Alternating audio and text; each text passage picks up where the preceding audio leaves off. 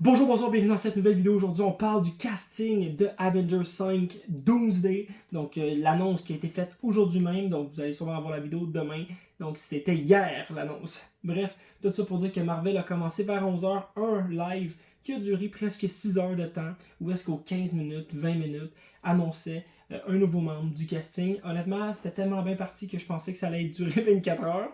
Et qu'il allait nous annoncer tout le monde. Mais genre, quand je dis tout le monde, c'est tout le monde, genre les Spider-Man, etc. X-Men en a une bonne partie, mais vous allez voir, on va en parler ensemble un petit peu plus tard. Donc, je pars, la petite vidéo, c'est la vidéo qui annonce qu'ils sont maintenant en production, parce que le film devait commencer sûrement aujourd'hui, ou, ben, probablement aujourd'hui, je peux pas croire que ça va être la semaine prochaine.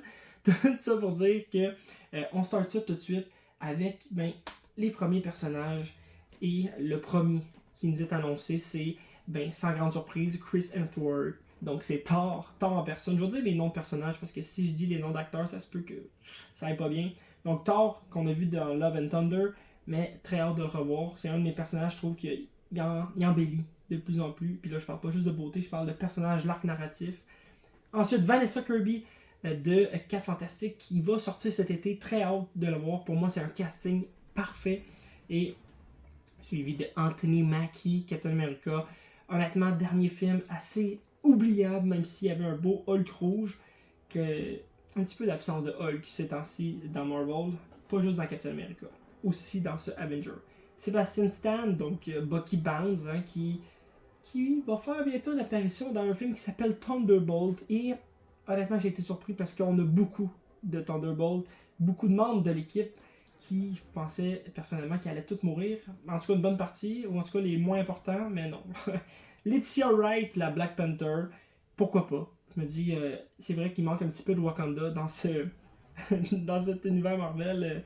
Surtout que, il me semble, dans les derniers Avengers, il était beaucoup présent. Ensuite, Paul Rudd, Ant-Man, notre petit ami Ant-Man, qui est seul au casting. Pas de Gype, pas de Hank Pym. Très, très intéressant, mais pas tant intéressant, mais en tout cas pas sa fille non plus. On parlera des Young Avengers tantôt. Wyatt Russell, un autre Thunderbolt qui est US Agent, je sais pas, je pense pas qu'ils ont fait la promo sur le fait qu'il s'appelle comme ça. Lui, je craperai pas son nom par contre. 0-0. Techno, je peux pas. Mais en tout cas, c'est Namor. Namor, personnage qui a été pas assez exploité à mon goût. Ils sont Ebon, je massacrerai pas son nom non plus, c'est la chose dans les 4 Fantastiques. Toujours hâte de le voir et de le découvrir cet été. Après ça, on va pouvoir en parler un petit peu plus. Mais je trouve ça curieux que les 4 Fantastiques, c'est pas tant curieux, je savais qu'elle allait être là.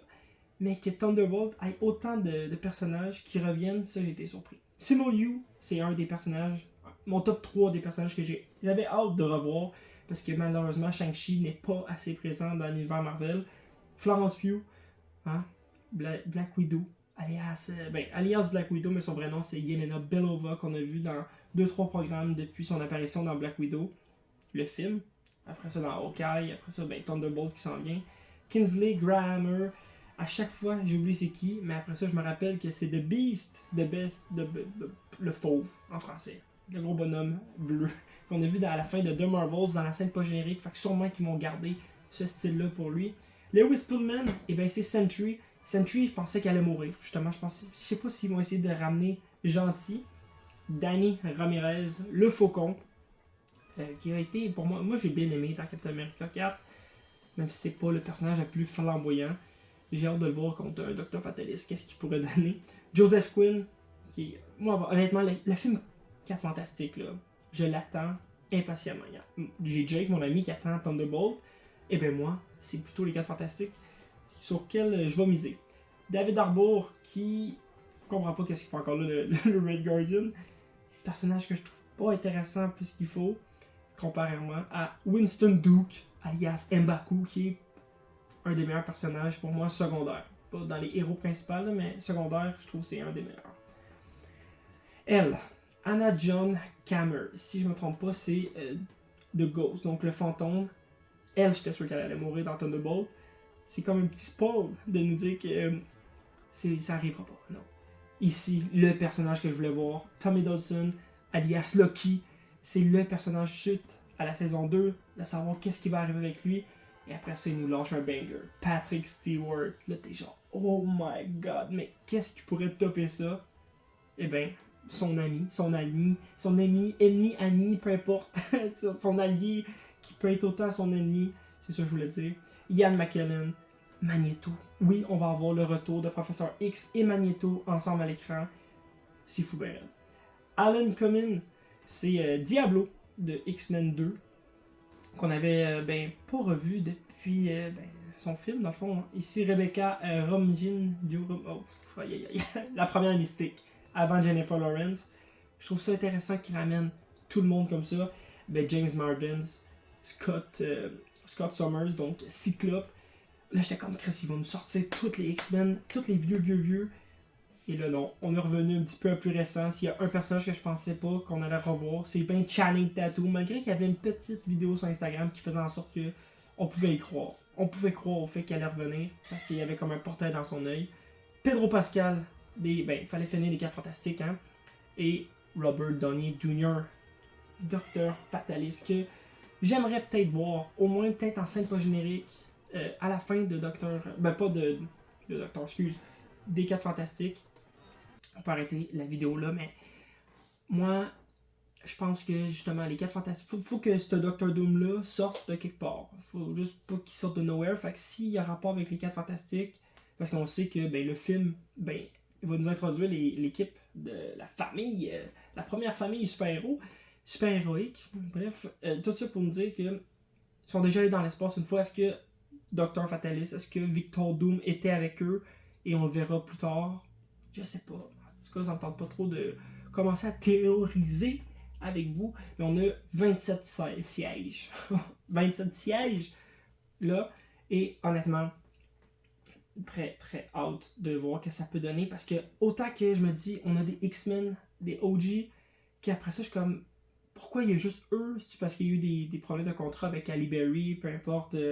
Hugh Jackman, pourquoi il revient pas? Tant qu'à refaire l'équipe, pourquoi tu ramènes pas tout le monde? Jean Grey, l'actrice, j'ai pas son nom, mais pourquoi qu'elle revient pas non plus?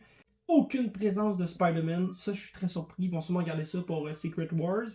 Et il y a aussi Spider-Man 4 qui va sortir entre les deux Avengers. Fait que là, c'est de savoir est-ce qu'ils nous préparent quelque chose de gros entre les deux Avengers, genre je dirais pas un Avenger 0.5 comme Civil War plus light. Mais, je sais pas. Normalement, Spider-Man 4 devrait traiter de multiverse. Est-ce qu'ils vont garder les 3 Spider-Man ensemble pour faire un film solo à 3? Je sais pas. Mais tant qu'à être à New York, ramène-nous les personnes de ruelle. En ce moment, il y a quelqu'un qui se promène à New York. Et c'est, c'est Daredevil qui est là. Qui se promène en essayant de combattre le crime sans son masque. Ou peut-être qu'il l'a remis. Bref, ça vaut de voir la série. Mais oui, c'est ça. Pas de Chris Evans. Pas de Mark Ruffalo. Ils sont où les OG Avengers, les real, la vraie équipe? Hawkeye, il est pas là non plus. Black Widow, on peut comprendre parce qu'elle est décidée, mais même elle, je sais pas. C'est spécial. Je comprends pas. Est-ce que c'est parce qu'ils nous gardent des surprises? Je peux pas croire que le casting final de ce film-là, ça va être ça. Les 4 fantastiques, aucune surprise. Anthony Mackie non plus, on l'avait déjà entendu parler qu'elle allait revenir, mais moi j'avais vu aussi passer que Chris Evans allait revenir avec Sharon Carter, non, avec Peggy Carter, fait que j'ai pas le nom de l'actrice, mais que Kathleen Carter serait dans le film. On en est où? On n'est pas rendu là? Bref, honnêtement, on va en bouffer du Marvel. Ils n'auront pas le choix de nous donner, de nous gaver, parce que il faut qu'ils essaient d'attiser la petite flamèche qui va faire en sorte qu'on va tous se garrocher en salle pour aller voir le film. En termes de box-office, on verra rendu là qu'est-ce que ça va faire. Là. Surtout quand on va voir la première bande-annonce, parce que j'ai peur qu'ils rushent trop le film et que les effets spéciaux soient nuls à chier. Parce que Marvel, dans les dernières années, c'était pas fameux, on se mentira pas là-dessus. Donc, est-ce qu'ils vont être capables d'aller chercher un Endgame ou un Infinity War? Je sais pas. Moi, j'étais tellement parti dans un délire fou là, cet après-midi quand que, le live roulait. Puis là, j'étais genre, attends, jusqu'à où?